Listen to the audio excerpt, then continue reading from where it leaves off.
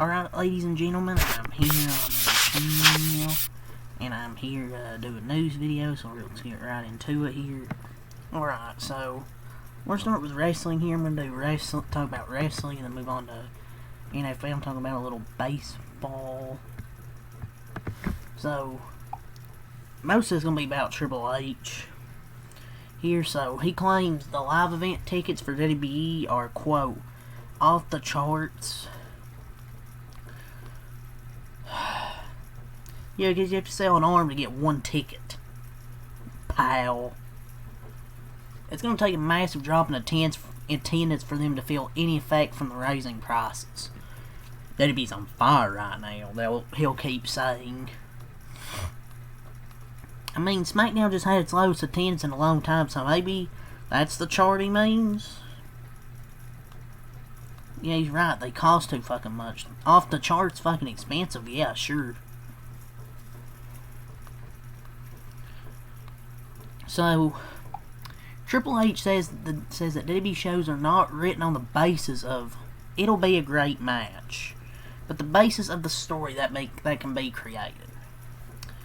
Okay, fine. But where's the stories? Because they're not really seeing that many stories in WWE that are really that compelling. Just say them. Some people in our business take this wrong. We don't write the shows based on that'll be a great match. We write it on the stories that we can create. The protagonist, the antagonist, has to work with each other, telling stories that can resonate, that maybe they've experienced in their real life, some type of fantastical version of that.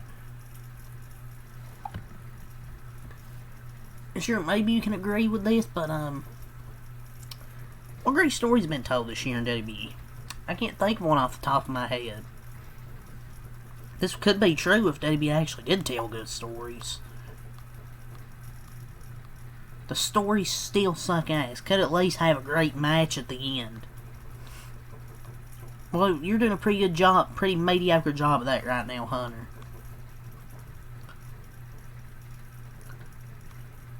So, maybe just stick to what works, buddy.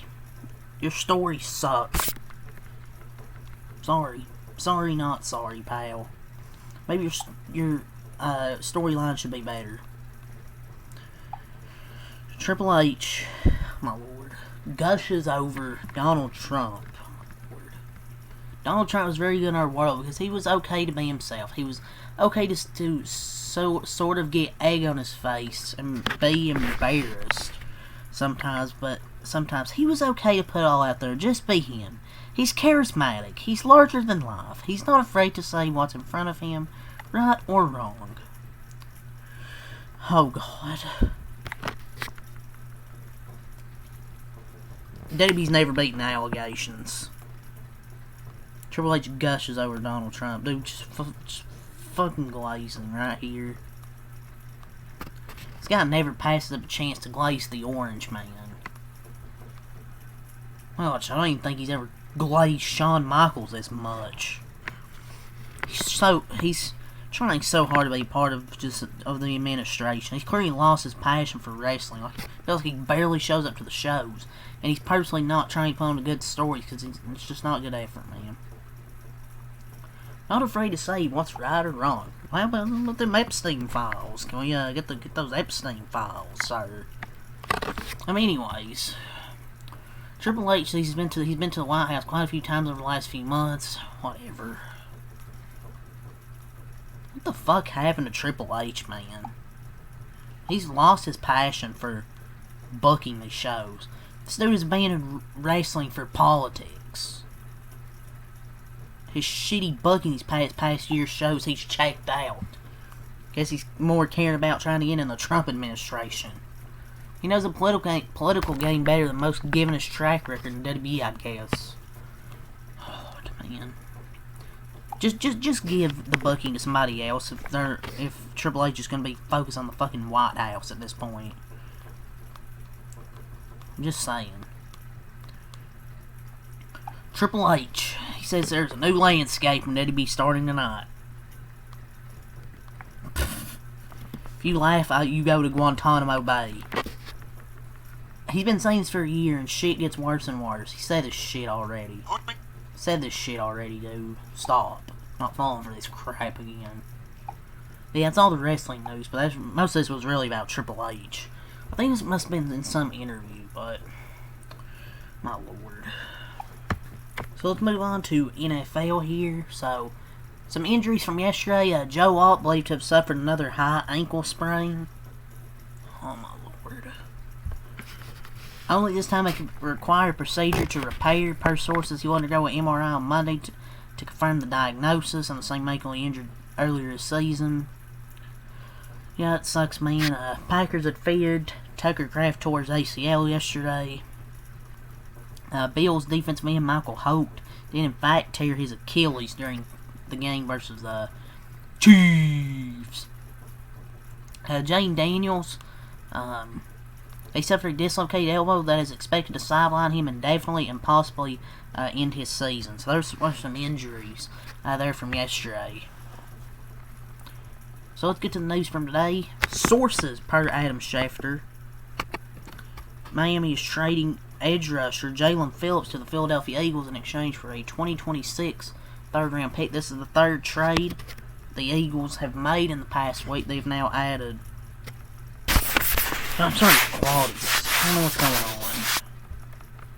I really don't. This is the third trade the Eagles have now made in the past week. They've now added Phillips, cornerback Jared Alexander, and quarterback Michael Carter. So they've traded for Jaelan Phillips. Now it's a good move for Philly to add a pass rusher. They definitely needed one. As Zadarius Smith, they added him, and then he retired a few weeks into the season. So the Eagles out here treating the trade deadline like it's like Black Friday, just stacking talent nonstop. So Jaelan Phillips is free, man. And he's in the last year of his contract and scheduled to become a free agent this winter, but the Eagles want him for the second half of the season as they continue their attempt to try to repeat. Third round pick for him. Now it's a smart short-term move, and we'll see what he does for the Eagles and if they want to re-sign him when the season's over. So they traded a third round for Phillips, a sixth round to the Ravens, and then a sixth and John Mechie for Michael Carter II. So he'll reunite with Vic Fangio over there in Philadelphia. So Chris Grier parted ways on Friday. Now the interim GM Champ Kelly has his first trade, landing a third-round pick for a player on an expiring contract. Not sure how much this is going to help them, but I guess you got a draft pick for him. So the Eagles had 2 third-round picks, theirs and the Jets, and this one, the one being sent to Miami, is their initial pick. But the Eagles are still expected to have a lot of draft picks. The Browns have designated Cedric Tillman for return to practice because DeMonte Casey is released. Chargers linebacker Dayan Henley played Sunday versus Titans after learning his brother Jabari Henley was pew-pew the previous night.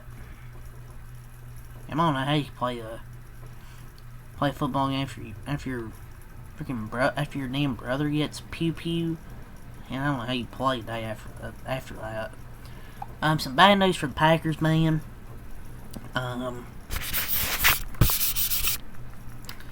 Standout tight end Tucker Kraft did indeed tear his ACL. Sources test confirmed that he did in fact tear it as was feared. So huge loss, man. He's been so good this year as Tucker Kraft, and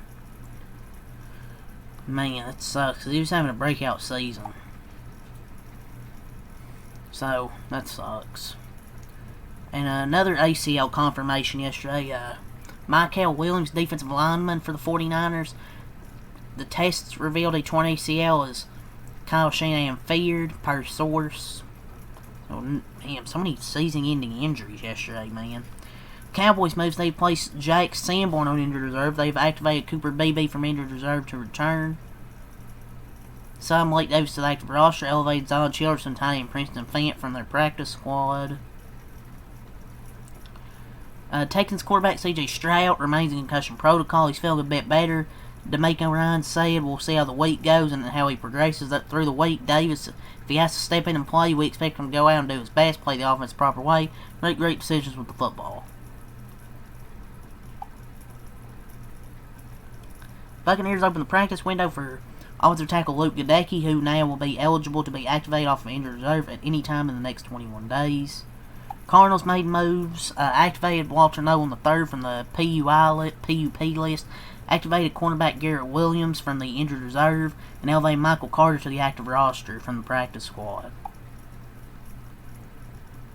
Coach Matt LaFleur said the injuries to Matthew Golden and Colby Wood are not considered long-term, and he added Golden's considered day-to-day, not week-to-week. Joe Alt is having season-ending ankle surgery for his high right ankle sprain, which is brutal, man. They've now lost both their starting offensive tackles, Joe Alt and Rashawn Slater.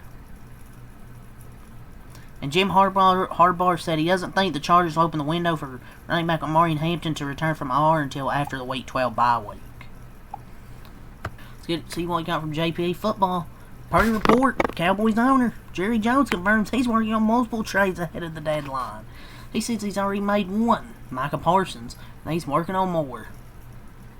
Man, he now confirmed the trade is happening and will help fix some of the team's shortcomings. Will it now? Well, they teased a trade last year and they ended up getting Jonathan Mingo. Yeah, they ain't gonna do shit, but they ain't gonna do shit. The Commanders are open to trading several players at the deadline, including veteran O-lineman Andrew Wiley and Nick Algrady. NFL insider Mike Florio believes that it's not only possible that the Cardinals move on from Kyler Murray this offseason, but that it's likely. I could see it, but I don't know. Rumors the Bengals are still seeking a first-round pick for Trey Hendrickson to trade him. The Giants have held trade talks with the teams in recent weeks about Evan Neal and Jalen Hyatt. Commanders corner Marshawn Lattimore is feared to have torn his ACL last night per rap sheet. Commanders receiver Luke McCaffrey broke his collarbone and will likely miss the rest of the season. Dude, they have so many freaking injuries, man. Bears standout edge Dayo Odeyingbo. A big-ticket signing free agency towards Achilles, and he's out for the season. And Marshawn Lattimore, it was now then confirmed he's out for the season. Some good news for the Chiefs. Josh Simmons has returned to the team after dealing with a family issue. The past 2 weeks, KC is a bye this week, serves as time, so. Browns coach Kevin Stefanski hands off play calling duties, this time to offensive coordinator Tommy Rees. I believe that's all the NFL news there. So let's get into some MLB news. I know I haven't done any MLB in a bit, but let's get into it. So, the Braves are hiring Walt Weiss as their manager for next season. I don't know who this is, so we'll see how this pans out. Brewers starting pitcher Brandon Woodruff has declined his half of his mutual option. He's a free agent. Lucas Giolito has declined his end of his mutual option. They will now decide whether or not to give him the 1-year qualifying offer. Ha-Seong Kim has opted out of his contract with the Braves. Orioles will not exercise the $5.5 million option for Jorge Mateo. Cody Bellinger, first baseman / outfielder, is opting out of his contract. He's a free agent. Edwin Diaz is opting out of his contract. He will be a free agent. Robert Suarez is opting out of his contract to become a free agent. Randall Grichuk has declined his side per team announcement. He's a free agent. Bo Bichette's free agent market value is 8 years, about $186 million. The Royals will decline their end of the mutual option with Michael Lorenzen. Michael King has declined the side of his mutual option. He will be a free agent. That's really all the news here. So, yeah, leave a like, subscribe for more. Peace.